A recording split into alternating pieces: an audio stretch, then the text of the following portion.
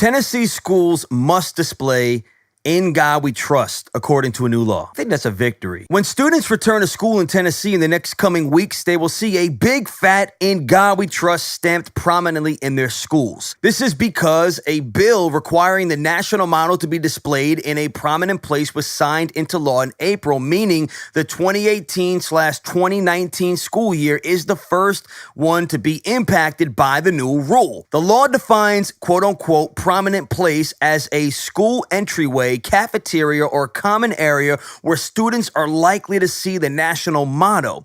The phrase may take the form of, but is not limited to, a mounted plaque or student artwork. Our national motto is on our money. It's on our license plate. It's a part of our national anthem, she told the Tennessean. Our national motto and founding documents are the cornerstone of freedom, as we should teach our children about these things. This was quoted from an article that I read. Reaction to the new law has been mixed, though, and WATE-TV in Knoxville asked viewers on Facebook their thoughts. And somebody said, a parent said, he has mixed feelings. He says, "I believe in God. My daughters believe in God. However, there are also people who do not believe in God that attend the same school that my daughter does, and I wouldn't want their religions imposed on my beliefs, as well as I know that my beliefs don't need to be imposed on them." Okay, well, based on that person's response, without judging too deeply, I'm sure that their zeal for Christ may not be that strong, because having God's name in the schools is a win for any believer, and sharing our beliefs in Christ is crucial to why we're Christians. So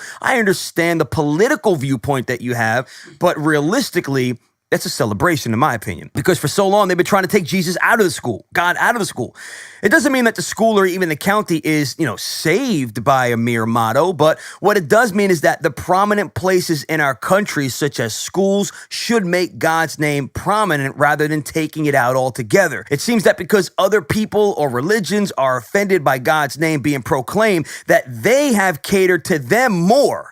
And believers in Jesus have had to suffer with the removal of the name of whom they believe is the author of life and everything in it, like education and politics. Every person is still responsible for their own behaviors and their beliefs, but as a Christian, I do think it's important that we recognize God's name everywhere rather than just inside the church. And just to note, God can also mean many different things and many different gods, but I'm hoping and believing that the God who they're referring to is the God of the Bible. But Christians will still celebrate it because the God that they believe in is the true God. The thing that throws me off so much is saying I believe in God, my kids believe in God, but I don't want to, I just don't understand that logic. It's like, how much do you really, like you said, where's your fervor? Like where's imposing our beliefs. I mean, yeah. That's exactly what that's what we're called to do, not impose forcefully, but to tell people about Jesus Christ. Sharing what you believe in is considered imposing, right? But nobody has a problem saying, "Hey, I think you should maybe consider going to school to be a doctor." Thanks for that consideration. I mean, I appreciate it. Hey, I think you should really consider maybe, changing your diet a bit because XYZ. But when it comes to religion, it's imposing. I don't understand that. Do you have any idea how many people I've approached in the medical field? Because that's where I work. I work in the hospital. Doctors. You work for the Dax and Julian show. Right? This is the real job right here.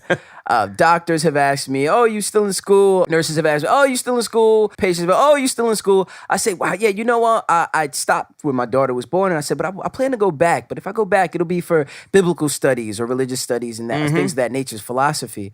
And they go, "Oh, okay, I see. But maybe you can do that as a minor and go to school for nursing instead. That's where the money is. And go to school for this instead. That's where the money is." If someone's telling you they have a desire to minister to other people, and the funny thing is, a lot of these people have been Christians. And if somebody says, I want to minister to people, I want to make that my life's goal, and they say, "Nah, don't do that." You can shoot my goal down, and that's not at all offensive. But if I try to say Jesus Christ in a public place, "Oh, no, that guy's got to go." Imposing his beliefs on all of us. I'm imposing my beliefs now. Yeah. Oh, man.